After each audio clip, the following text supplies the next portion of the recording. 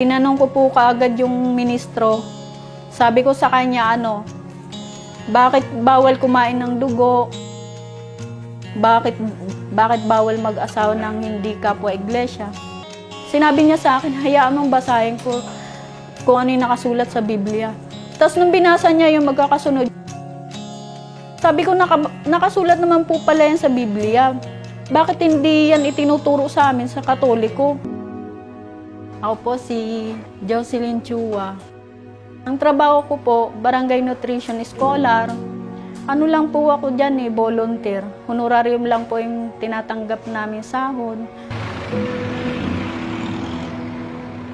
Hindi po talaga kami nagpalit ng reliyon kasi sagradong Katoliko nga po kami. Naririnig ko nun sa iglesia, sinasabi po nila na bawal nga kumain ng dugo, bawal mag-asawa ng hindi ka panampalataya. Tinanong ko po kaagad yung ministro. Sabi ko sa kanya, bakit bawal kumain ng dugo? Bakit bawal mag-asawa ng hindi kapwa iglesia? Sinabi niya sa akin, hayaan mong basahin ko kung ano yung nakasulat sa Biblia. Tapos nung binasa niya yung magkakasunod, sabi ko, nakasulat naman po pala yan sa Biblia. Bakit hindi yan itinuturo sa amin sa Katoliko? Ang naging turning point ko po na nakaakit sa akin sa pag-anib sa loob na Iglesia ni Cristo ay yung mga aral po sa Biblia na talagang narinig ko.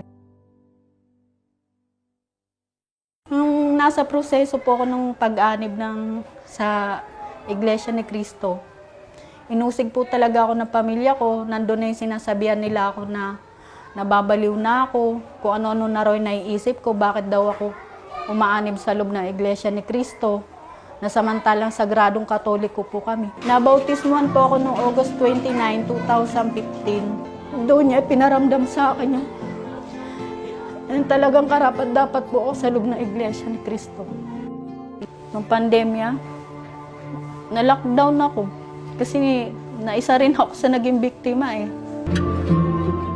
Lagi ako nananalangin, sabi ko, malalampasan ko rin ito kasi may tunay na Diyos akong sinasamba, may tunay na Diyos akong kinikilala.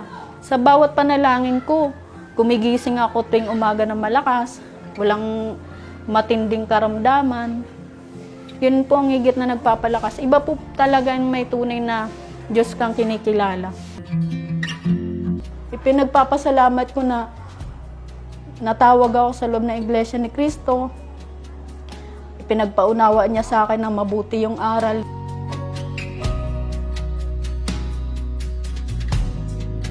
Kapag naiisip ko nasa sanlibutan ako, tapos nung panahon na nawaan ko yung aral, para ako nasa gilid ng bangin. Isang tulak mo lang, pwede ka na mamatay. Kung hindi pala niya ako natawag, darating pala ang araw mapapahamak ako. At pangangako ko po sa Panginoon, hanggang sa huling hininga ko, magiging mabuting katuwang ako ng pamamahala sa pag-aakay, sa pagbubunga. Dahil ito na po yung buhay na ipinaunawa niya sa akin.